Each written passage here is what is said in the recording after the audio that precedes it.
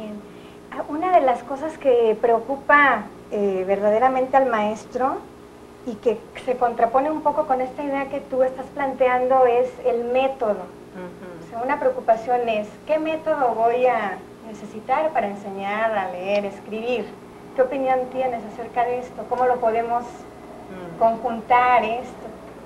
Es que yo creo que es natural que eso pase y creo, bueno, en los lugares donde conozco un poquito más sobre la realidad educativa, como puede ser Argentina, España o México, es común esta inquietud que planteas, no es solo que suceda aquí, ¿no? Lo noto cotidianamente también en España, por ejemplo, donde ahora resido. Y yo creo que es natural que surja porque venimos de una trayectoria en donde lo que ha marcado el cómo enseñar a leer y escribir ha sido la opción por el método tal y o cual, entonces que si fonético, global, palabra generadora, onomatopéyico, y cada momento hubo determinado tipo de iniciativas, ¿no? Pero todos los métodos que hasta ahora hemos ido conociendo en realidad tienen más en común que diferencias.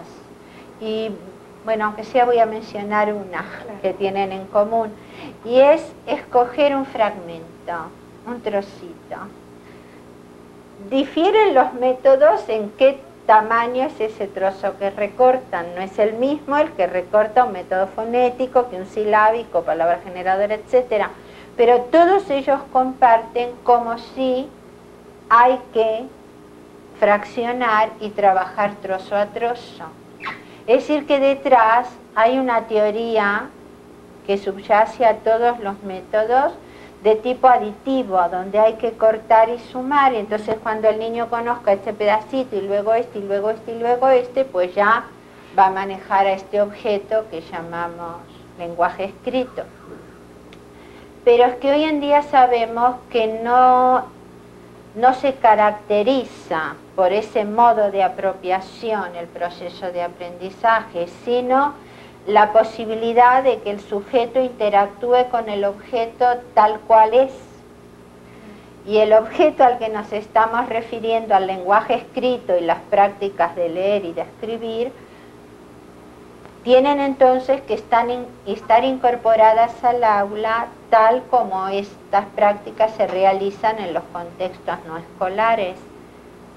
Y está claro que tú, yo, cualquier docente se sorprendería mucho si encontrara a una persona en el autobús, en la biblioteca o en un parque, da, do, di, du, ra, ru, o incluso con lo que sería global, ¿no? La casa de Juan es verde y no sabes ni quién es Juan, ni qué casa es esa y qué te importa que sea verde. Pero ese es el fragmento escogido y pareciera que no se puede pasar a otra cosa hasta que el niño domina, al menos relativamente, ese trozo que está allí escrito. Mientras que desde la perspectiva en la que estamos actualmente trabajando y que no llamaríamos método porque es una concepción educativa mucho más macro, no hacemos recortes de esta índole, sino que, como decíamos hace un momento, trabajamos con los textos tal como son y se usan en los contextos de la vida social. Y en ese sentido utilizamos novelas, cuentos, enciclopedias, biografías, recetarios de cocina, etc. Entonces, por un lado, los métodos, todos ellos cortan y trabajan trocito a trocito.